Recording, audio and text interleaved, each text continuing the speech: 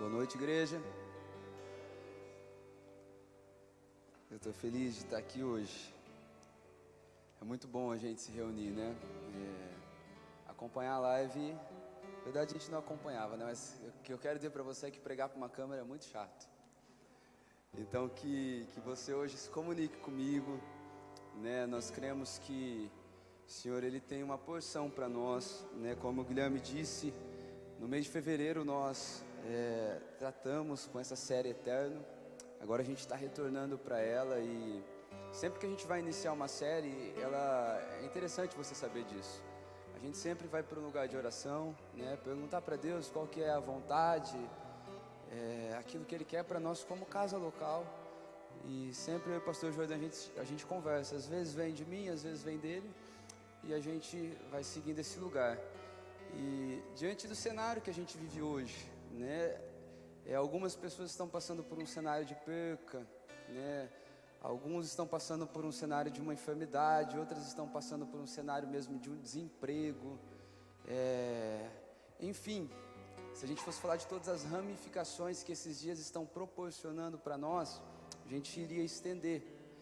Mas uma coisa é fato: tudo isso que nos rodeia parece que ativa em nós um senso de sobrevivência. E esse senso de sobrevivência, ele tem como papel ofuscar aquilo que realmente importa. Parece que tudo que nós queremos hoje é pagar conta, é que a dor da perca seja suprida, é que a enfermidade vá embora da nossa casa. E parece que nesses momentos de dificuldade, não sei se você já viveu isso, parece que Deus e o seu reino vira secundário na nossa vida. Parece que em alguns momentos de dificuldade é como se a gente pensasse assim: não, deixa eu resolver primeiro aquilo que é importante, que é a minha saúde, que é pagar a minha conta, e depois eu vou ir buscar a Deus.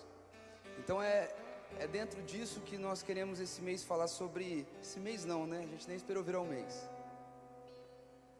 Mas que a gente quer falar a respeito de valores, princípios, de eternidade. Hoje eu quero falar com vocês a respeito de recompensas eternas. Abra sua Bíblia comigo lá em Gênesis, capítulo 25. Eu tenho certeza que Deus tem uma porção para nós. Vocês creem? Eu creio. Gênesis capítulo 25, a partir do verso 27, conforme forem achando, dá um amém, um achei, pastor. A Bíblia diz assim: cresceram os meninos, Esaú tornou-se perito caçador, homem do campo. Jacó, porém, era homem pacato e morava em tendas. Isaque amava Esaú, porque se saboreava da sua caça. Rebeca, porém, amava Jacó. Jacó tinha feito um ensopado, quando Esaú, exausto, veio do campo e lhe disse: por favor, deixe-me comer um pouco dessa coisa vermelha, aí, pois estou exausto. Por isso deram o nome de Edom. Jacó respondeu: primeiro me venda o seu direito de primogenitura. Ele respondeu: estou com fome, de que me vale o direito de primogenitura? Então Jacó disse: primeiro jure. Esaú jurou e vendeu o seu direito de primogenitura a Jacó. E Jacó deu a Esaú pão e um ensopado de lentilha. Ele comeu e bebeu, levantou-se e saiu. Assim Esaú desprezou o seu direito de primogenitura. Feche seus olhos. Jesus, eu quero nessa noite declarar a minha submissão ao Teu Espírito. Eu quero me colocar mesmo como um instrumento nas Suas mãos, que o Senhor tenha liberdade para falar ao nosso coração, Pai. Que nós possamos ser ministrados por uma palavra que vivifica o nosso espírito, que vivifica quem nós somos. Nós não queremos intelectualidade, nós não queremos uma boa palavra apenas no seu formato, bem montada, bem estruturada, mas que essa possa ser uma noite onde o Senhor vai ativar dentro dos nossos corações, Pai, um senso maior de eternidade. Nos leve para as regiões celestiais, onde é a Tua vontade que nós nos assentemos. Fale ao nosso coração, Pai. Eu peço também para que o Teu Espírito possa nesse momento combater todas as fortalezas de pensamentos que nós vamos construindo ao longo da nossa vida. Que nós possamos nos colocar da maneira que a forma era no princípio, na maneira que a terra era no princípio, sem forma e vazia, diante da voz que tudo cria, diante da voz que tudo faz, tudo forma. Fala conosco nessa noite, Jesus. Que nós possamos nos desligar, Pai, tantos que estão aqui quanto que estão nos acompanhando, Pai, de casa. Nos dê essa porção, Deus. Que toda canseira de uma humanidade que insiste em lutar, ela possa ser desistida aqui nessa noite, Jesus. Amém e amém. Queridos, eu sei que essa passagem ela é bem conhecida. Nós já ouvimos bastante, é tema de escola dominical, é tempo de escolinha das crianças. Jacó e Esaú, eles têm um papel fundamental na família patriarcal, né? Principalmente Jacó. Se você não sabe, Jacó é aquele que posteriormente Deus troca o seu nome e ele se chama Israel.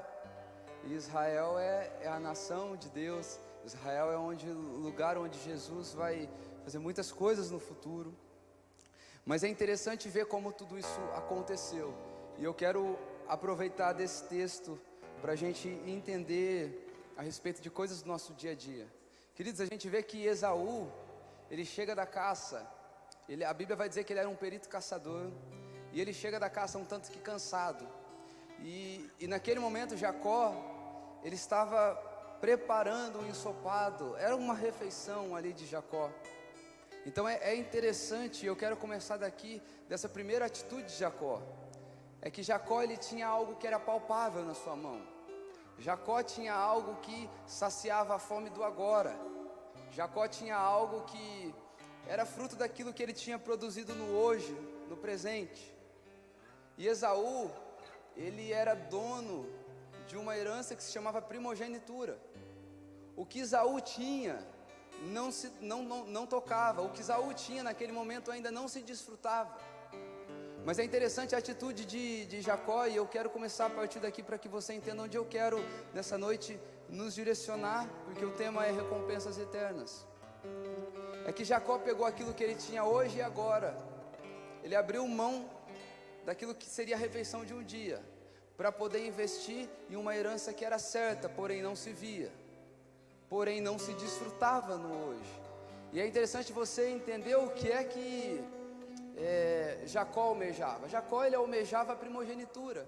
E se você for ver em Deuteronômio capítulo 21, no verso 17, você vai ver que a primogenitura, ela era uma bênção que o pai dava para o filho mais velho, geralmente o homem, e todos os bens do seu pai, em posição dobrada, ficava por filho primogênito. Se a gente seguisse um pouco mais aqui no capítulo 27 de Gênesis, a gente vai entender, Jacó, ele conquistou essa primogenitura. E você vai ver que a bênção do pai para ele, por ele ser o filho primogênito, era: Jacó, os seus irmãos te servirão. E a bênção para Esaú, que ele não era o filho primogênito, é: você servirá o seu irmão mais velho. A gente vai ver que biblicamente o filho primogênito era aquele que tocava os negócios do pai. Há até relatos bíblicos que aquele que não era o primogênito, ele tinha até que seguir sua vida talvez para uma outra região. Você vai ver a história de Agar quando ela sai com seu filho, porque ele era o primogênito, mas não fazia parte do propósito de Deus. Então Isaac tinha aquela bênção, então ele foi para um outro lugar começar a sua vida. Você vai ver também, a Bíblia vai falar mais para frente, eu não me lembro agora, fugiu mesmo o nome, mas a respeito daquele irmão mais velho, que ele morreu, filho de Judá. Aí, como o irmão mais velho morreu, ele era o primogênito, o mais novo tinha que casar com a esposa dele. E é interessante que o filho seria dele, é claro, mas a linhagem não seria dele, seria do primogênito. Então Jacó, ele estava nesse momento investindo em algo que era muito precioso.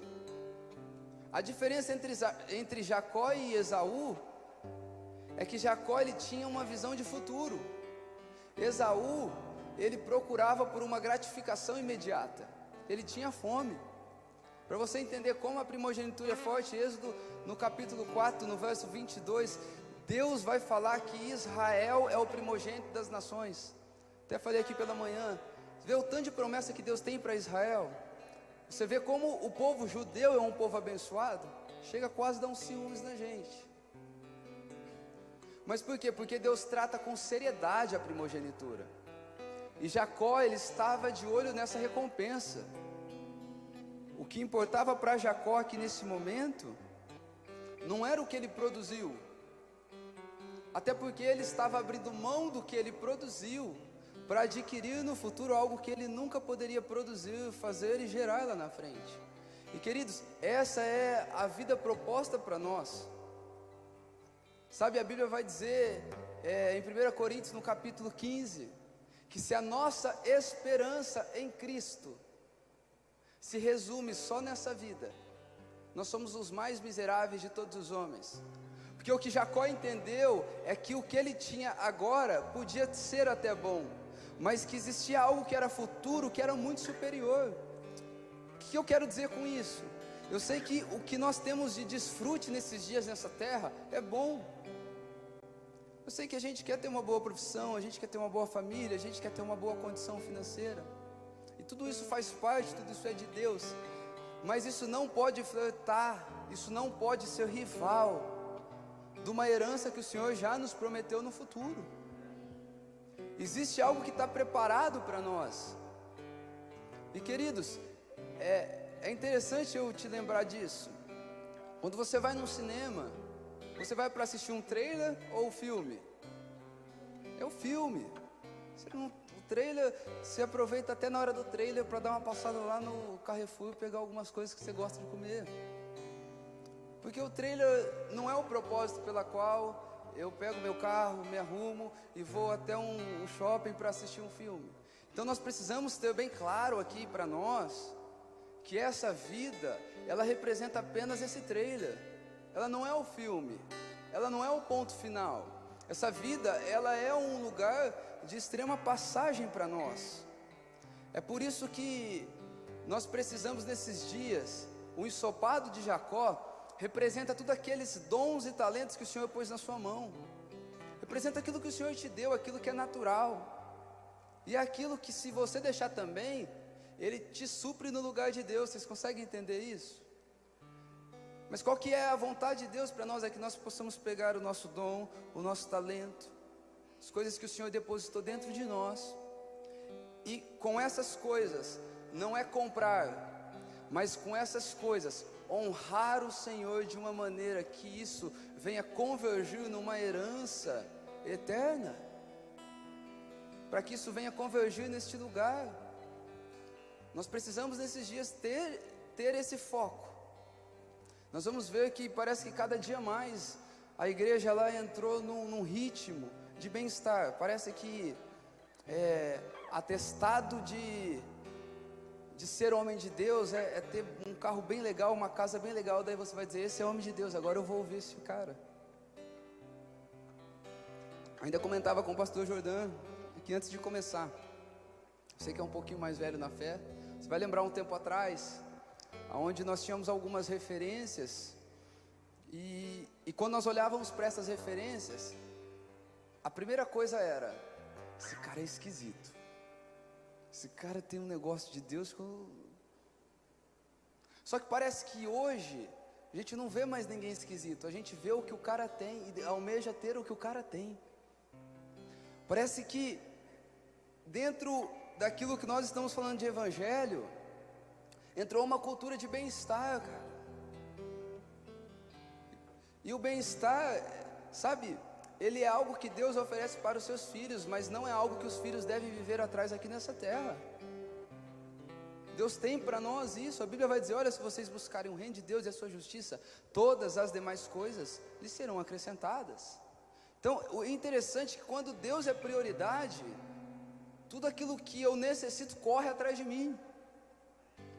Mas quando eu quero correr atrás de todas essas coisas, ainda que seja no meio cristão, o reino de Deus não corre atrás de mim. É por isso que nós precisamos acreditar que nós temos um Pai, e esse Pai, Ele está dizendo assim para nós: olha, esse pirulitinho que tem na sua mão agora, eu sei que parece belo e dá vontade de chupar, mas papai tem uma refeição que, se você chupar o pirulitinho, vai estragar a refeição. Então eu não estou dizendo que o Evangelho eu não estou dizendo que ele é um nível abaixo daquilo que você esperou, mas eu estou te dizendo que é muito superior, muito amplo. A Bíblia vai dizer, em 2 Coríntios, no capítulo 4, não precisa abrir, a partir do verso 17, assim: porque a nossa leve e momentânea tribulação produz para nós um eterno peso de glória, acima de toda comparação, na medida em que não olhamos para as coisas que se veem, mas para as que não se veem, porque as coisas que se veem são temporais, mas as que não se veem são eternas. É interessante você entender que esse trecho dessa carta de Paulo, ela tem um verso comparativo.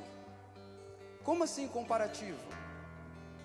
Alguém aqui já passou por tribulação, por dificuldade?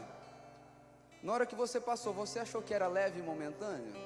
Eu não achava. Quando Paulo está dizendo que ela é leve e momentânea tribulação, ele está fazendo um comparativo com aquilo que está preparado para quem for fiel nesse lugar. Quando ele está dizendo que é leve por quê? Porque para quem passou por essa leve, tem um peso de glória preparado. É momentâneo por quê? Porque para quem passou por esse lugar de momento, há uma eternidade preparada. Então esse texto ele tem um verso totalmente comparativo. É isso que ele está dizendo. Jesus não despreza o que eu e você sente, irmão. Não despreza. Você vai ver que chegou um homem doente diante de Jesus.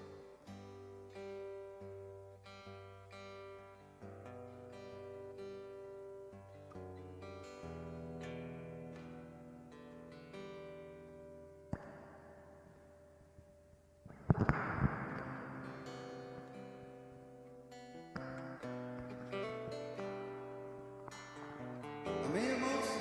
Mas ele estava com lepra. E disse que Jesus pergunta: o que queres que eu te faça? Mas antes vai dizer que Jesus se compadeceu profundamente da vida dele. Porque, queridos, Jesus se compadece profundamente do que nós sentimos. Sabe de uma coisa? Eu já contei essa experiência, mas eu me lembro que eu tinha uma crise tão grande de paternidade. Meu Deus, ok, gente, já liberava, tá? Deus, eu sei que o Senhor é Pai, porque a Bíblia diz que o Senhor é Pai. Eu sei que eu posso contar com o Senhor, mas na boa. Sabe aquela conversa que você tem sincera com Ele, que a religiosidade sai de você? Eu falei, na prática, eu não consigo recorrer a você como eu recorreria a um pai terreno. Na prática, eu não consigo encontrar em Ti os atributos que eu encontraria num pai terreno. Mas a Bíblia diz que o Senhor é Pai. E uma crise, gente, porque presta atenção numa coisa: tudo aquilo que você não entende ainda, e é importante, é um convite para você entrar numa crise, superá-la e sair vivendo coisas do reino que Deus preparou para nós. As crises fazem parte. As crises elas vão suceder falta de entendimento, e elas vão anteceder a autoridade e desfrute de novas coisas em Deus. É assim que elas funcionam. Eu falo, Deus, eu não entendo. E Deus colocou assim no meu coração, bem lá no fundo. Eu estava no meu quarto, deita no chão. E na hora que eu deitei ali no chão, o Senhor começou a passar várias memórias de infância, coisas que eu tinha só um flash, coisas boas, maravilhosas, coisas não tão boas, coisas ruins. E eu lembro que no final dessa experiência eu estava chorando um monte. E uma voz veio assim no meu coração: Hugo, agora que você viu tudo o que aconteceu na sua história, você pode crer que em todos os momentos eu estava lá, eu posso ser seu pai. Me despedaçou no meio, porque Deus se importa com o que a gente sente. Pastor Jordão ainda semana passada falou, Jesus está naquela casa trazendo sobre o Evangelho, pregando.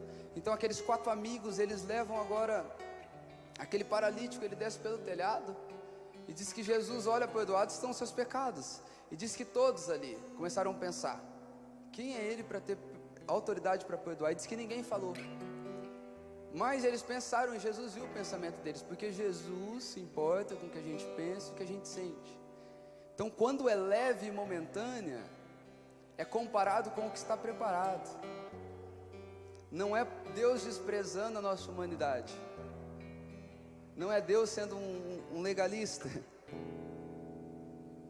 Agora é interessante que ele vai dizer a nossa leve e momentânea tribulação. Essa palavra tribulação vem do latim tribulatio, que significa aflição, angústia, preocupação. De tribulare, oprimir, afligir, originalmente apertar, comprimir. E de tribulum, que significa vara de moer grãos. Então a tribulação na nossa vida, ela faz tudo isso aqui. Ela é um lugar de angústia, de preocupação, e ela termina sendo uma vara de moer grão. Então a tribulação é isso que ela representa. Agora deixa eu te ressignificar o que é tribulação para você. Nós pensamos que tribulação é o problema que nós estamos passando. Mas queridos, tribulação não é o problema que nós estamos passando. Quando a gente lê o que Paulo está escrevendo, a gente vai entender uma coisa, que ele trata esta vida como tribulação. Volto a dizer, comparando com a vida que nos está preparada. Presta atenção, você nasce, sua mãe sente dor. Você morre, sente dor também. Você ama muito alguém, você sofre. Você não consegue amar ninguém, você sofre também. Porque essa vida ela é essa leve e momentânea tribulação. É que o ser humano, ele tem uma capacidade de sofrer. Já viu uma situação e falou: poxa, se fosse comigo eu nunca conseguiria passar. Faz alguns anos você está passando pela situação. E você vai levando. O ser humano, ele tem essa qualidade de sofrer. Mas deixa eu te dizer algo e encher o teu coração de esperança. Esse lugar de sofrimento não é um lugar de moradia para nós, é um lugar de passagem. A Bíblia vai dizer ainda em Tiago 4,14: o que é a vida de vocês? Neblina que aparece, logo se dissipa.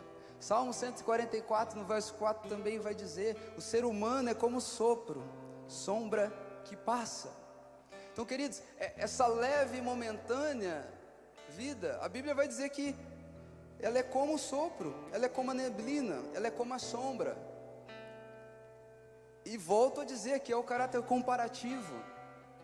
Nós precisamos entender que o tempo aqui na terra é uma oportunidade de construir coisas eternas para desfrutarmos um lugar de moradia.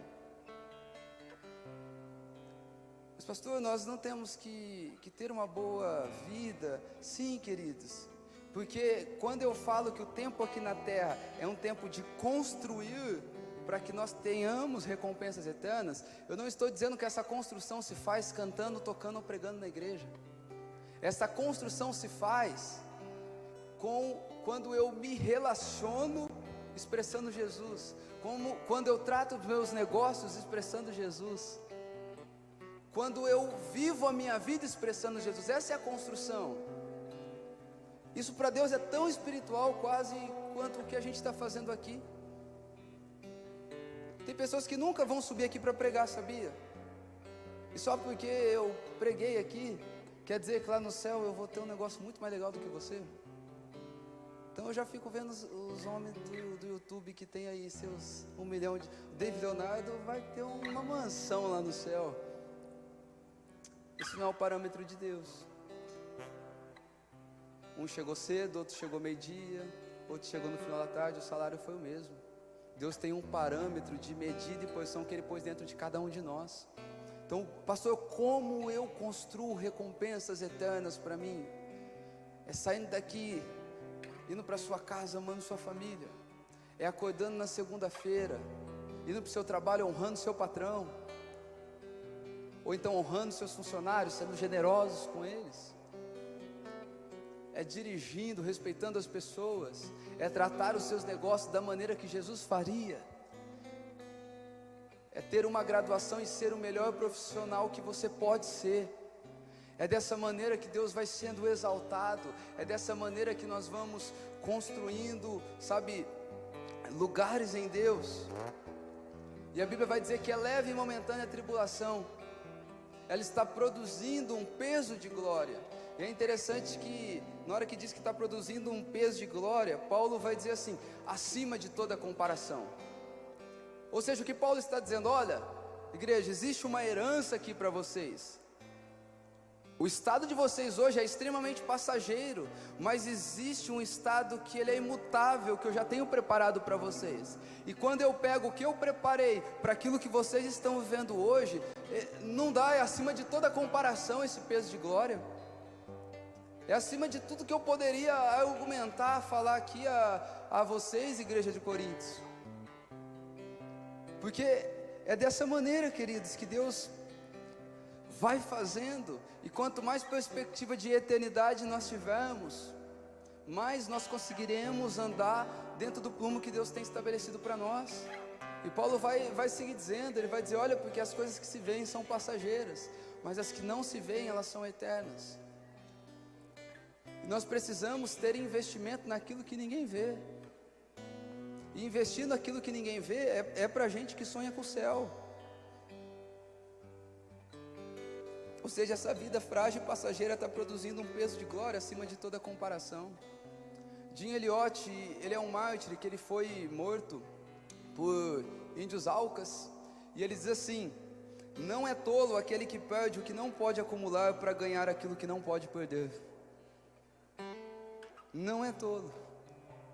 Querido, nós vamos passar por dias nessa terra que oportunidades vão passando pela nossa frente, a gente vai dizer não, porque sabe de uma coisa, parece que a nossa geração é a geração que está esperando a primeira oportunidade para conseguir viver o seu sonho. Só que eu olho para os homens de Deus e eu vou vendo que não existia essa porta B. Eles não procuravam uma eternidade, eles fitaram os olhos para um lugar, e tudo que condizia com aquele lugar, eles caminhavam para este lugar. E nós precisamos pôr o nosso coração a olhar por esse lugar. E foi isso que Jacó fez. Jacó trocou aquilo que se podia ver, que era um prato de lentilha com um pedaço de pão, por algo que era futuro e não podia ver. Alguém aqui já viu a primogenitura? Eu particularmente, eu nunca vi a primogenitura.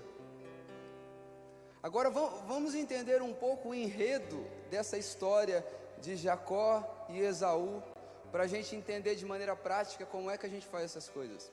É interessante que a Bíblia vai dizer que Esaú, ele era um perito caçador. E queridos, perito é quem é bom e domina aquilo que faz. Perito é um especialista.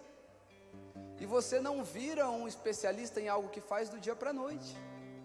Você tem que dedicar tempo, você tem que dedicar dinheiro, você tem que dedicar atenção, você tem que renunciar a muita coisa. Então essa era a condição de Esaú. E entenda uma coisa, Esaú era caçador. Alguém conhece algum caçador aqui? Tem quem conhece. Mas eu particularmente não conheço. Hoje a nossa caça, ela é no açougue. E é caro. Está cada dia mais caro. Mas eu não conheço um caçador. Mas presta atenção, naquele tempo, Gênesis capítulo 8, do verso 8 ao 10, vai falar de um camarada, que ele era neto de Noé, filho de Cush, o nome dele era Nimrod. E a Bíblia vai dizer que Nimrod, ele era poderoso caçador. E por ser poderoso caçador, ele se tornou tão poderoso na terra, a tal ponto, só para vocês entenderem, Babel, que foi aquela potência que mais para frente se tornou Babilônia, foi fundada por Nimrod. Mas Nimrod, ele se considerou uma divindade a tal ponto que ele era adorado pelas pessoas. Então, para você ver, um caçador, como era celebrado, como era adorado, o homem que tinha essa especialidade, né, essa vocação a caçar. Estudiosos acreditam que a adoração a ídolos começou a partir de uma imagem de Nimrod. A Torre de Babel, acreditam que a Torre de Babel foi um empreendimento que começou em Nimrod. Para você entender o que um caçador era no seu tempo.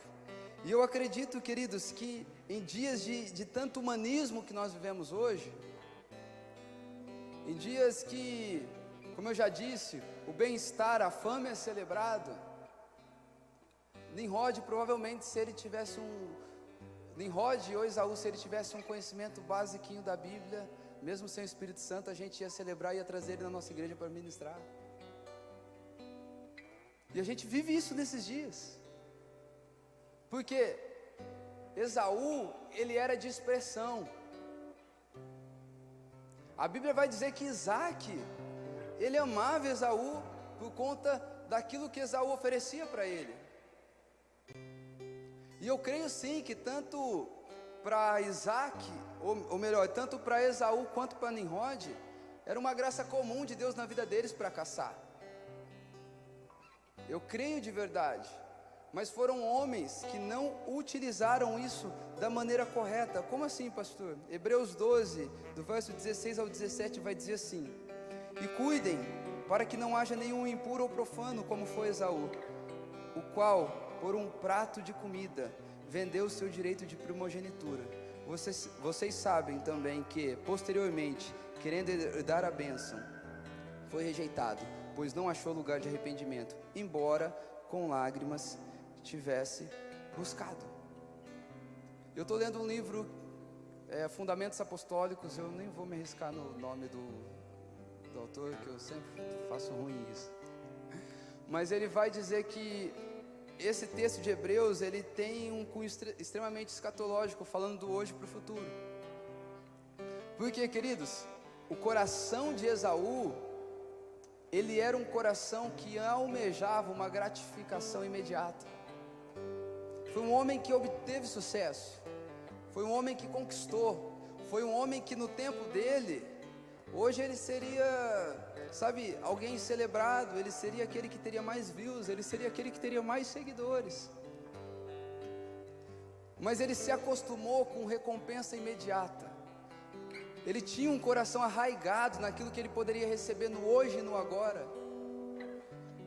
Contrapartida, a Bíblia vai dizer a respeito de Jacó. A Bíblia diz que Jacó era um homem que vivia em tendas, e era um homem pacato e simples. Olha que interessante. E, queridos, onde você mora revela a sua pátria. Vocês concordam comigo? Se você mora em São José do Rio Preto, você é rio-pretense. Mora no Brasil, você é brasileiro. E a Bíblia vai dizer que ele morava em tendas. E o que é uma tenda? Uma tenda é uma estrutura frágil para alguém que está de passagem. E era nesse lugar que ele morava. E isso eu acredito que deve falar muito sobre a minha e a sua vida. Eu ministro uma mensagem aí do zelo pela presença. Falar de tendas, sempre eu me lembro dela. E é interessante a gente entender que Deus não quer que a gente fique construindo castelos aqui nessa terra. E o castelo não tem a ver com o tamanho do empreendimento, tem a ver com o tamanho que ele toma do teu coração. Amém? Estão comigo? A Bíblia vai dizer que Davi, 1 Crônicas, capítulo, acho que é 17 ou 13, Davi, ele olha ali para a presença e ele pensa: a presença está vivendo ali numa simples tenda, e eu estou num castelo aqui, todo cheio de pedras preciosas e maravilhoso. E ele então deseja construir uma casa, um castelo para a presença. E aí vem o profeta e fala assim: algum dia eu pedi para você um castelo para guardar a presença? Algum dia eu pedi uma boa estrutura para que você tivesse a presença? Queridos, não construa castelos em torno da presença, porque a presença, ela é semelhante a uma nuvem, ela vai andando, e toda estrutura muito rígida que você constrói, você uma hora vai se perder, porque Deus não anda no nosso tempo, Deus anda no tempo dele. E se é para construir alguma coisa, nunca vou me esquecer disso, constrói uma arca, porque a arca quem constrói é quem está como quem espera algo vir do céu e te levar para onde quer que Deus queira te levar. Habitava em tendas, e daí vai dizer que porque ele habitava em tendas, ele era um homem pacato e simples. Se o irmão tinha expressão, ele era simples e pacato. E é interessante a palavra hebraica que o escritor usa. Ele usa a palavra tam, que significa moralmente piedoso, gentil, imaculado, sincero, integral, perfeito, isento de falhas. E sabe, eu sei que o dilema de muitos de nós, talvez você que está nos assistindo também, é porque nós não conseguimos ter uma vida de constância com Deus. A nossa vida, ela é de altos e baixos. E queridos, aqui tem um segredo. Esse homem que habitava numa estrutura frágil, porque ele era alguém que esperava, ele era alguém que estava disposto a desmontar e montar novamente. Ele era alguém que a definição do seu nome, a definição da característica que Deus usou para ele, era integral, sem falha, perfeito. Sabe qual é o dia que nós vamos conseguir caminhar segundo os passos de Jesus? É quando nós decidimos trazer Jesus para a nossa rotina, e não só fazer de Jesus ou do Evangelho um lugar onde eu tenho que lutar para não ficar pecando. Presta atenção, a Bíblia vai dizer a respeito do caminho de Emaús, música maravilhosa, pastor Jordan, quem gostou? Show de bola. Mas você vai ver que na hora que ele partiu o pão, os olhos dele se abriram. Mas deixa eu te falar, não é só no partir do pão, foi o caminhar, foi andar a jornada com o partir do pão que fez os olhos dele se abrir. Então, enquanto nós estamos achando que é só numa reunião, que é só numa oração, não, queridos, enquanto Deus não for transicionado para o lugar de prioridade na nossa vida, nós não vamos parar de pecar. Sabe quem vai conseguir ser santificado em Deus? É aqueles que têm Deus como prioridade, é aqueles que têm Deus como um crivo das suas decisões do futuro. Entenda uma coisa, enquanto você está caminhando em direção à eternidade, com os olhos fitos na eternidade, Deus vem na contramão, caminhando no lugar de te santificar, de santificar o nosso coração. Deus precisa fazer parte da além da nossa religião, Deus precisa fazer parte da além do nosso ministério, Deus precisa ser um lugar de prioridade e ser extremamente definitivo nas nossas escolhas. Contrário disso, nós não conseguiremos ter uma vida, sabe, totalmente arraigada, ancorada no céu. Um tempo de discipulado ainda com um irmão muito querido,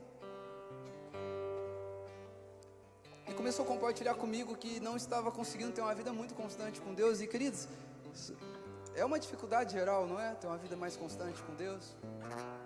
Pastor, é só depois da conferência, dura 2 semanas, é na hora que eu faço alguma coisa para Deus eu me empolgo, mas eu descubro que é o que eu faço para Deus que motiva o meu coração. E eu comecei a perguntar, então me conta um pouco da tua vida, me conta um pouco da sua rotina. Então, eu faço isso, eu acordo cedo, eu vou fazer isso, eu trabalho, eu chego, eu vou para a faculdade, e eu vi toda a rotina dele. E na hora o Senhor soprou algo ali no meu coração, e eu falei, amigo, se Deus não sustentar tudo, nada sustenta Deus na tua vida, porque Deus é fundamento, Deus não é aparato de decoração da nossa casa. Ou Ele sustenta o que estamos construindo, ou Deus é prioridade, ou Ele sempre vai ter, parcialidade nossa. Não existe esse meio caminho. Para ser evangélico talvez existe, mas para ser alguém com o coração arraigado no céu, não existe esse caminho. Deus precisa vir tomando a nossa vida, a tal ponto que sabe tudo que tem em nós, vai se tornando parecido com Ele, e não por um mero esforço humano, mas porque Ele vai derramando graça num coração que deseja ser parecido com o coração dele. Sabe o que Jacó fez nessa situação? A Bíblia diz que Jacó, ele dá um ensopado. E sabe, eu sei que a tentação dos nossos dias é Mateus 4, quando Jesus ele sai do deserto, e vem aquele tentador e fala assim, olha, transforma pedras em pães. E queridos, a Bíblia vai dizer que Jesus é a pedra principal, a pedra de esquina. Pedra representava a necessidade do momento. Então, para nós hoje, a dificuldade é essa. É não trocar fundamento por necessidade, é não trocar fundamento por aquilo que mata a fome do hoje e do agora. Só que sabe o que Jacó estava fazendo nesse momento? Enquanto todo mundo quer transformar pedra em pão, Jacó estava transformando pão em pedra. Porque ele queria um fundamento para andar, porque ele queria um lugar para caminhar, porque ele não estava atrás de uma gratificação imediata, ele estava postergando a sua herança, ele estava adiantando, ele estava colocando, sabe, um requinte de eternidade naquilo que ele estava fazendo. Já viu isso? Um prato de lentilha se tornar a primogenitura? Não faz sentido nenhum. E não faz sentido nenhum o que a gente faz aqui na terra se tornar coisas eternas. Mas Deus quis assim, o nome disso é graça, graça imerecida. Já imaginou que aquilo que você faz nesse plano tão passageiro, com essa carne que deseja o mal a todo tempo, Deus converte isso em coisas eternas para a nossa vida? Isso é muita graça, meu irmão. É muita graça da parte de Deus a gente poder viver coisas desse tempo, desse jeito.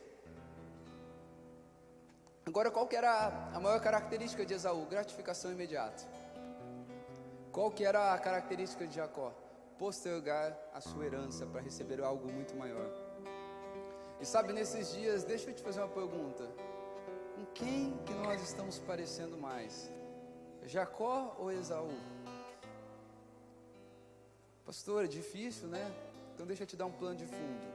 Se você olhar para a sua agenda semanal, se você olhar para aquilo que você dedica o seu tempo, se você olhar para os ciclos aonde você tem caminhado, se você olhar para o quanto Deus é relevante, os seus princípios na hora que você faz uma escolha, você vai descobrir quem é que você é.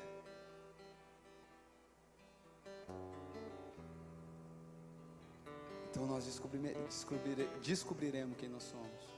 Se você olhar para todas essas coisas. E é interessante que recompensa é uma coisa que a Bíblia, ela trata de uma forma bem interessante. Mateus no capítulo 6, você vai ver que a Bíblia fala sobre esmola, oração e jejum. Aí ele vai dizer assim, olha, quando você for dar a esmola, não fique tocando trombetas, não tira aquela foto e posta no Instagram. Estou brincando, gente. Eu sei que tem coisas que a gente tem que fazer isso para prestar conta. Mas não fique querendo se aparecer. Aí talvez venha a pergunta, do que é pecado? Não é pecado, mas a sua recompensa, ela está se convertendo em algo terreno diante dos homens, em reconhecimento. Ele vai dizer, quando fizer isso, faça em secreto e o Senhor te recompensará. Queridos, existem dois tipos de recompensa para a gente. Você vai decidir se ela é terrena ou ela é eterna. A Bíblia vai dizer que Jacó era pacato. E quem quer ficar perto de um homem pacato, simples? Normalmente não, ninguém gosta. Mas era alguém que estava investindo em algo futuro. Era alguém que estava com o olho fixado nessas coisas. Pensa, e aqui é o Hugo viajando, você pode pensar ao contrário, não tem problema. Eu fico pensando que enquanto Esaú estava dedicando a sua vida para se tornar um perito caçador, eu acho que Jacó, a Bíblia vai dizer da proximidade que tinha ele e sua mãe, né, Rebeca, vai dizer que ela amava. Então, enquanto um estava se dedicando para se tornar um melhor naquilo que era mais celebrado daquele tempo, talvez ele estava ali ouvindo a história dos patriarcas, enchendo seu coração daquilo que realmente importava. Talvez em algum momento da história dele ele pensou, eu acho que eu quero me tornar um primogênito, embora é quase impossível, é tudo que eu quero na minha vida. Sabe por quê? E eu quero falar isso com todo zelo. Existem coisas em Deus que nós começamos a descobrir, que parece que aquilo que a gente tanto queria aqui começa a perder toda a graça. Queridos, Deus não quer te fazer alguém diferente com a terra. Há uma frase que diz que são homens que mais pensam na eternidade, no futuro, que mais fazem pelo seu presente. Porque quando nós temos uma perspectiva mesmo de eternidade, a nossa vida ela começa a mudar. Deixa eu te explicar. Ilha de Patmos, João preso na ilha de Patmos. Tentaram matar, não conseguiram, prenderam João. E aquilo que era para ser uma prisão, a Bíblia diz que agora vem um anjo e tira João daquela prisão, pelo menos daquela prisão emocional. Diz que João agora ele começou a vislumbrar tudo aquilo que aconteceria, que antecederia a volta e após a volta do Senhor. Sabe o que acontece, queridos? Quando nós começamos a vislumbrar o céu, quando nós começamos a visitar o céu, quando nós começamos a visitar, provar, ver que Deus é bom, Ele rompe com a limitação e a dificuldade humana. Embora preso, livre, vendo aquilo que nós nem vivemos ainda hoje. Embora triste, cheio de esperança. Embora chateado, cheio de perspectiva daquilo que está no porvir. Embora doente, sabendo que um dia o nosso corpo será extremamente glorificado, eternamente glorificado. Quando nós conseguimos vislumbrar o céu, rompe-se as cadeias da limitação do lugar onde nós estamos fisicamente. Nós acessamos um lugar, é um lugar de liberdade, que nada arranca o que tem aqui dentro de nós. E é só nesse lugar que nós podemos viver essas coisas. Mas o grande inimigo vai ser a fome de hoje. Você vai ver que foi a fome de Esaú que fez ele negociar aquilo que ele tinha naquele momento. Sabe por quê? Porque a fome de hoje, ela começa a deixar você com uma visão ofuscada a respeito de futuro. Se você não cuidar do seu coração, sabe aquela conversa assim? E entendo. Não, eu só vou tirar um tempo aqui que é para mim estudar. Não, eu vou tirar um tempo aqui que é para mim trabalhar. Não, pastor, vai ser um ano só para mim trabalhar. A pergunta é, cara, o céu para. Eu sei que talvez o seu tempo vai ser reduzido, mas o lugar de devoção, você precisa agarrar no trono da graça e dizer, daqui eu não solto. Não é sobre estar aqui na igreja, mas é sobre assumir uma postura de todos os dias pela manhã, entregar o seu dia para Deus. Eu ainda conversando com um amigo, falando da falta de vontade de orar que ele estava. Eu estou com pouca vontade de orar. Eu falei, cara, esquece a oração. Acorda de manhã e fala, Jesus, o Senhor conhece o meu coração, sabe que aqui não está tendo muito desejo de me achegar até o Senhor. Queridos, porque a oração mais forte, sabe? Pastor, aqui é uma oração forte. Se tem uma oração que é forte, é uma oração que é sincera, que os lábios condiz com aquilo que o coração está falando, ainda que não seja o nosso melhor. Essa é a oração sincera, essa é a oração forte que Deus tem. Fala para Deus. Sabe, nessa noite um dos meus objetivos é te incentivar, quase te provocar a chegar diante de Deus e expor os seus dilemas, expor as suas dificuldades. A Bíblia vai dizer que Esaú, ele chega exausto. E olha que interessante, quem são os Esaús do nosso tempo? Sabe, eu acredito que a exaustão, ela é algo que começa, ela tem alguns processos que vão crescendo na nossa vida. O que é a exaustão? É a procura por tudo aquilo que você deseja nessa terra, na frente de Deus. A exaustão vem desse lugar. E qual é a consequência da exaustão? Eu vou te falar de maneira bem prática. Começa a ter orações rápidas, leitura da Bíblia superficial e um relacionamento frágil com os irmãos. Esses são os Esaús. E de momento em momento a gente vai negociando aquilo que é eterno. Não acontece de uma vez. E aos poucos a gente vai negociando aquilo que realmente importa. Queridos, sabe o quanto que isso é verdade? Escuta o que eu vou te dizer. Lembre de você lá atrás. Lembra de como teu coração já queimou um dia por Jesus. Lembra quando você não tinha compromisso nenhum. Sabe, você não tinha que chegar aqui na igreja e afinar o seu violão para tocar. Você não tinha que subir e preparar um sermão durante a semana. Talvez naquele tempo você ainda não era casado, não tinha tantas coisas ali para resolver. Talvez você não tinha uma graduação, você era apenas um estagiário. Mas lembra o que é que Jesus causava no teu coração. Lembra o que é que Jesus te levava a fazer. Lembra o que isso gerava dentro de você. Deixa eu te falar, é um processo de exaustão que vai tirando isso de nós, porque nós vamos imprimindo energia no lugar errado, e nós não temos mais energia para colocar naquilo que realmente importa. Nós precisamos sair desse lugar de exaustão, onde nós vamos, sabe, sendo tomados, onde a gente aos poucos vai esvaindo de nós todo o vigor. Sabe o que a Bíblia vai dizer? Final da vida de Moisés, a Bíblia vai dizer que Moisés não perdeu o vigor, seus olhos não escureceram. E se tem uma coisa que a gente pode falar que é fama e sucesso nessa vida, é chegar no final da vida amando Jesus um pouco mais do que o lugar onde nós começamos. Se tem uma coisa que realmente vai importar para nós, é se a devoção de maneira prática a Jesus tem aumentado na nossa vida. Existe um lema que, poxa, está no primeiro amor, mas há uma pergunta: quando é que Jesus disse que o primeiro amor tem que sabe, ele vai embora mesmo. Sabe o que a palavra vai dizer? Lembra de onde caístes, retorna para o primeiro amor. Queridos, eu ainda acredito numa igreja que vai amar Jesus acima das circunstâncias, que não vai negociar o seu Senhor por conta de estrutura, de popularidade. Eu creio nessa realidade. Eu creio nisso que o Senhor pode fazer para nós. E sabe, talvez essa é uma noite onde o Senhor está dizendo: lembra de onde caístes. E eu ouvi algo muito interessante, quando ele fala de lembra onde caístes, ele não está acusando, ele está te falando para você lembrar de um lugar, para ter saudade, e essa saudade se tornar algo, uma ação dentro de você. Lembra de onde essas coisas passaram. Lembra qual foi o momento que a nossa vida se desviou do foco onde o Senhor nos queria mais.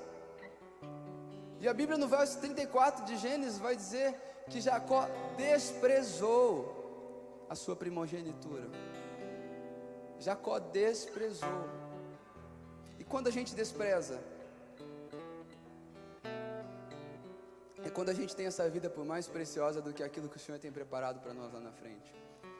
Paulo, ele vai dizer assim, Atos capítulo 20, 24, talvez você vai dizer: Hugo, não foi Paulo que escreveu, mas aqui era um discurso de Paulo. Porém nada eu considero a minha vida por preciosa, desde que eu complete a minha carreira.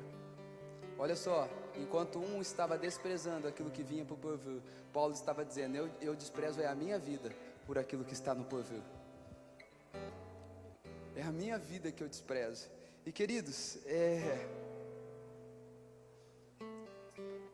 eu quero ser bem equilibrado nessa noite, estou tentando, amém? O que é desprezar a vida? Não é viver de maneira relaxada e desmanzelada. Volto a dizer, Deus é honrado no nosso cotidiano. Mas o que Paulo estava dizendo é que tinha um peso de medida que já era desproporcional na sua vida quando ele olhava para aquilo que estava no futuro, para aquilo que o aguardava. É isso que Paulo está dizendo. E eu quero ler um texto com vocês, não precisa abrir, fica aí na bênção. Hebreus 11, a partir do verso 35, eu vou começar da parte B, diz assim, ó: alguns foram torturados, não aceitando o seu resgate para obterem superior ressurreição. Então olha só, nós estamos falando de alguns mártires. Eles foram torturados, desprezaram o seu resgate por uma herança que estava lá na frente. Vai continuar dizendo: outros por sua vez passaram pela prova da zombaria e açoite, sim, até de algemas e prisões. Foram apedrejados, cerrados ao meio, mortos a fio de espada. Andaram como peregrinos, vestidos de pele de ovelha e de cabra. Passaram por necessidade, foram afligidos e maltratados. O mundo não era digno deles.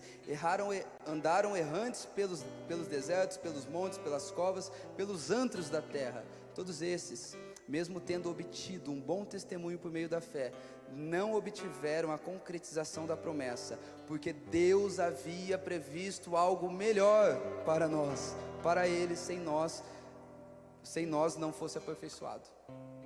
Nós estamos vendo aqui homens da igreja do primeiro século, e queridos, você vai ver que a igreja do primeiro século, entenda isso, a igreja do primeiro século não foi apenas um embrião, ela foi também um modelo. Eles começaram a vender tudo que eles tinham, porque eles tinham um senso de urgência daquele seu Senhor que foi embora e disse que voltaria. E eu acredito que esse senso de urgência, mais importante do que foi para eles, é para a igreja de todos os tempos. Porque o senso de urgência, ele é o sentimento que Jesus deseja que a sua igreja caminhe nesses dias. E não de uma maneira escapista, né? Daqui a pouco vai ter o arrebatamento, Deus vai me levar, vai acabar toda a minha dor. Não é disso que eu estou falando. Estou falando de saudade. Eu estou falando de conhecer Ele um dia como Ele nos conhece hoje. Eu estou falando de entrar numa cidade onde ela não precisa de sol, porque o Senhor a ilumina. Eu estou falando de entrar numa cidade onde ela não tem templo, ela não tem igreja, porque o Senhor é o nosso santuário. Ou seja, a liturgia a estrutura ficou para trás, tem Deus em essência nesse lugar. Queridos, isso precisa mover o nosso coração. Isso precisa mover mais quem nós somos. Você, olha, Atos capítulo 6, começa a falar de Estevão. Ali para o capítulo 7, vai falar a respeito do martírio. Estevão, ele está pregando. Então vai falando a respeito do martírio dele. Ele vem pregando, ele está falando. E diz que quando aqueles homens olharam para o rosto de Estevão, diz que brilhava como o rosto de um anjo. Agora, o que é que um homem prestes a morrer por uma causa tinha o rosto brilhando, resplandecia sua face? O que é que aconteceu na vida desse homem? Aí a Bíblia vai dizer que ele estava sendo apedrejado, e na hora que o primeiro mártir cai, a Bíblia diz que o Filho de Deus se levanta à direita do Pai. E enquanto para todo mundo era o fim de um homem, para aquele homem era o início de uma verdadeira vida. Isso muda tudo, porque Deus, ele não perde o controle. Entenda uma coisa, a Bíblia vai dizer no livro de Isaías: no ano que morreu o rei Uzias, eu vi o Senhor sentado no alto e sublime trono. Então quem que era o rei? Era a figura de governo da terra, era aquele que mantinha a ordem da terra. O que ele está dizendo: o dia que a ordem da terra foi embora, eu vislumbrei que ele não desceu do trono, e tudo continua debaixo do seu poder, da sua autoridade, do seu governo. Ele está sobre tudo e todos, ninguém pode com ele. Agora, me gera uma tristeza comigo mesmo, olhando para o sentimento que movia os homens da primeira igreja, e olhando muitas vezes para a motivação que move meu coração a fazer coisa para Jesus. Eram homens que estavam dispostos a morrer, porque antes eles eram dispostos a viver por Ele. E queridos, isso não é coisa para super-homem. Não foi o super-homem que desceu, isso é coisa para Deus. Então Ele se desfez da sua glória, Ele desceu até aqui na terra, com todos os desejos, com todas as vontades, Ele permaneceu sem pecado. E agora, através de Cristo Jesus, nós podemos ter uma vida aqui na terra, vislumbrando a eternidade, tendo um coração santificado e sendo relevante na vida das pessoas que estão à nossa volta. Você não vai conseguir sair daqui hoje e falar assim: não, eu quero pensar no céu. Aí você vai criar uma imagem na tua cabeça. A imagem vai ser alguns anjinhos, o Senhor, uma graminha verde. Quem já imaginou o céu assim? Uma graminha verde, uns leão alado correndo e pulando. Não, não é disso que eu estou falando. Não é força mental para imaginar o céu e agradar a Deus. É falar para Deus: invada o meu coração com senso de eternidade. Me faz ver o que eu não vejo ainda. Me faz ver o que Davi viu e eu não vi. Me faz ver o que Moisés viu e que eu não vi. Me faz ver o que Jesus viu aqui na terra e eu não vi. Me faz ver o que Estevão viu. Me faz ver o que Paulo viu. Me faz enxergar o que esses homens viram. Sabe quando foi que começou toda a chamada de Paulo? Foi quando ele ficou sem ver aqui embaixo. Nós precisamos nesses dias, cara, desviar nosso olhar de toda distração, de tudo aquilo que quer cativar o nosso coração para um lugar que não gere Cristo dentro de nós. Não deixe a fome do presente te impedir de sentar no grande banquete um dia. Não deixe as coisas desses dias te impedir de avançar naquilo que a Bíblia chama de uma coroa incorruptível. Não deixe isso acontecer com você. E eu não estou falando de pobreza e miséria, tá bom, gente? Eu não acho que pobreza e miséria é atestado de espiritualidade. Eu não creio nisso, tá bom? Do mesmo jeito que não creio que ter muito dinheiro não creio que não ter também. Mas uma coisa eu tenho certeza, que aqueles que estão buscando apenas por coisas materiais, aqueles que estão buscando apenas para desfrutar das melhores coisas dessa terra, esse sim é pobre e miserável no seu espírito. A Bíblia vai dizer em Apocalipse capítulo 3, acho que é no verso 17, diz assim: você diz, estou rico, adquiri riqueza e não preciso de nada. Não reconhece, porém, que é miserável, digno de compaixão, pobre, cego e que está nu. Queridos, para Deus o padrão é diferente. Sabia que a gente corre o risco de de as pessoas que foram mais nossas referências aqui, ou aquilo que a gente achou que foi mais legal que a gente fez, chegar lá e Deus não reconhecer. E as coisinhas mais simples que foram feitas, Deus reconhecer. Sabe, eu creio que Deus tem boas coisas para nós. Mas de verdade, só no teu coração nesse momento.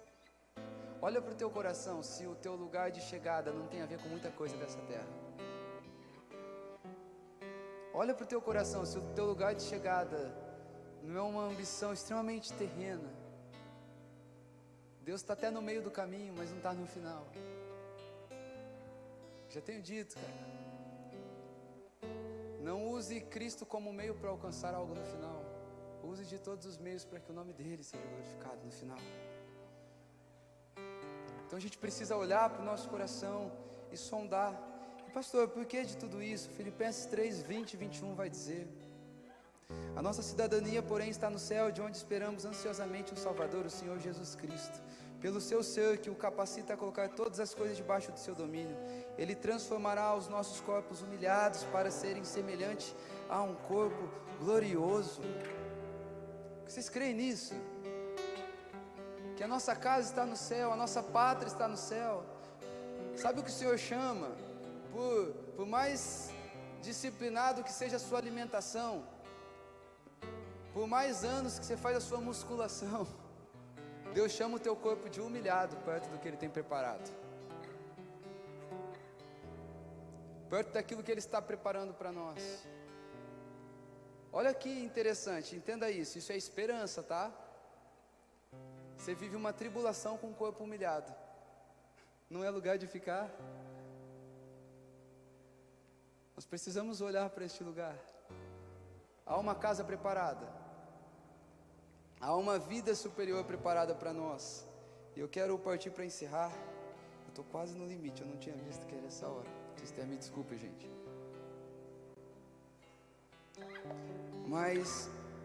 E quero encerrar equilibrando isso.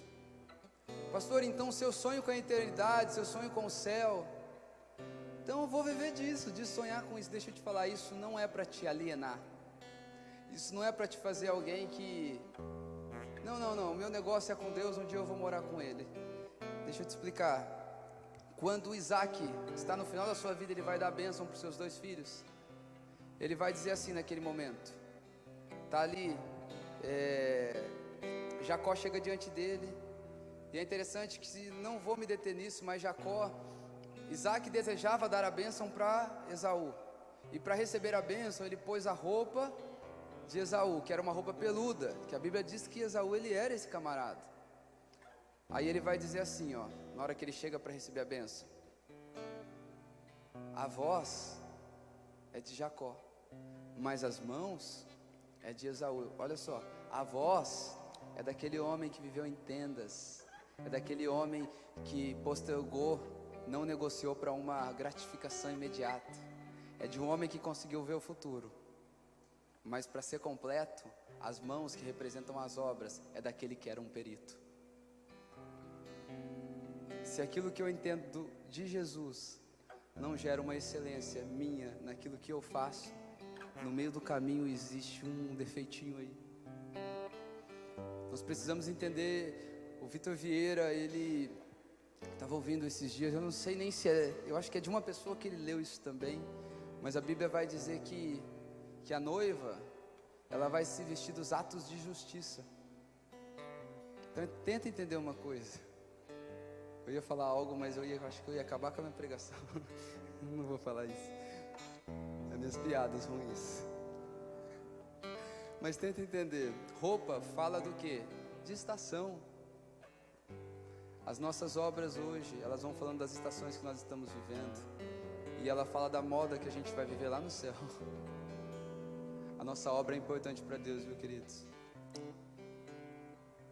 Maria, mas para Deus também é importante a Marta. Sabe uma coisa? Nós estamos aqui hoje, ó, tá tendo isso. Imagina se o Mateus não estivesse aqui. Vocês imaginou? Olha que gostoso. Imagina se o pastor Jordano não estivesse aqui hoje. Imagina se a Jana e o Alê não estivessem ali recebendo vocês. Imagina se o Igor não estivesse aqui. Queridos, A igreja do Senhor, ela é feita de homens que ouvem o céu e dão respostas em excelência com as suas mãos naquilo que precisam viver. É por isso que nós precisamos nesses dias, regaçar as manguinhas, entender que esse tempo aqui é tempo de trabalho. Esse tempo aqui é tempo de gastar o nosso suor, tudo que nós podemos, fazendo, executando, exercendo. Gostaria de orar com vocês, para mim não passar das 8, queria passar, mas não posso, chamar o pastor Jordão para vir aqui também, mas fica de pé, apaga as luzes, você que está em casa também,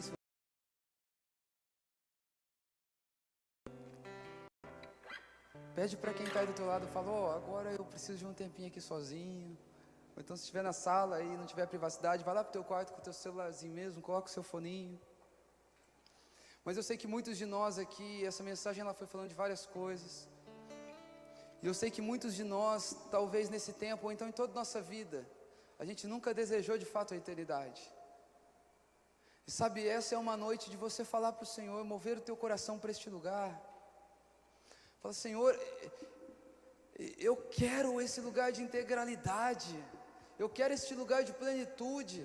Sabe, queridos, eu acredito, sabe, e a Bíblia também diz, não é só porque eu acredito, vai dizer que nos últimos dias os homens ajuntarão mestres para si mesmo, porque eles não suportarão a sã doutrina. Sabe o que eu acredito? Eu acredito que nós estamos caminhando para um lugar de um evangelho, que ele vai apenas pregar os benefícios de Cristo para você, e se você não sonhar com a eternidade, você vai entrar numa corrida de olhar para Cristo, como alguém que realiza, sabe, um gênio da lâmpada. Mas queridos, Deus tem separado, você vai lembrar lá de Elias, chorando, achando que Deus só tinha ele, que não havia se dobrado. Ele vai dizer, eu separei 7.000, 7.000 que não se dobraram, há homens e mulheres que anseiam pela eternidade. Ore essa noite, fala para o Senhor o quanto que teu coração está arraigado nessa terra, o quanto você deseja que Jesus venha ancorar o teu coração naquilo que é eterno, naquilo que é celestial.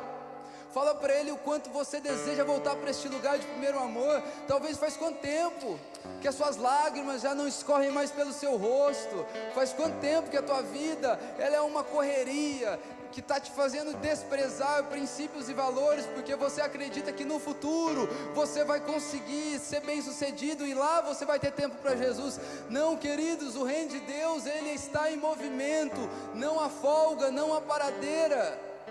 Ore ao Senhor. Jesus, nessa noite nós queremos colocar o nosso coração, Pai, assim como Jacó, um homem simples, pacato, vivia em tendas, mas ele não vislumbrou, Pai, com recompensa imediata. Ele trocou aquilo que era palpável, ele trocou aquilo que se via, ele trocou aquilo que era momentâneo por um peso de glória, Pai. Não nos deixe nesse leve momentâneo tempo, breve tempo, negociarmos uma eternidade. Venha nesse momento soprar da tua eternidade sobre o nosso coração, venha nos dar sobriedade, nos tire de todo embriagamento com essa terra, nos tire de todo embriagamento com o desejo e a vontade e a necessidade de dar certo. Não, o Evangelho, ele não é uma certificação de uma boa vida, mas ele é a certeza de uma vida eterna, e esse é o lugar que nós desejamos. Vem, Jesus, sobre nós. Nós dependemos nessa noite totalmente da tua graça. É só a tua graça que pode transformar o nosso coração. Derrama da tua graça, derrama do teu poder sobre nós, Jesus.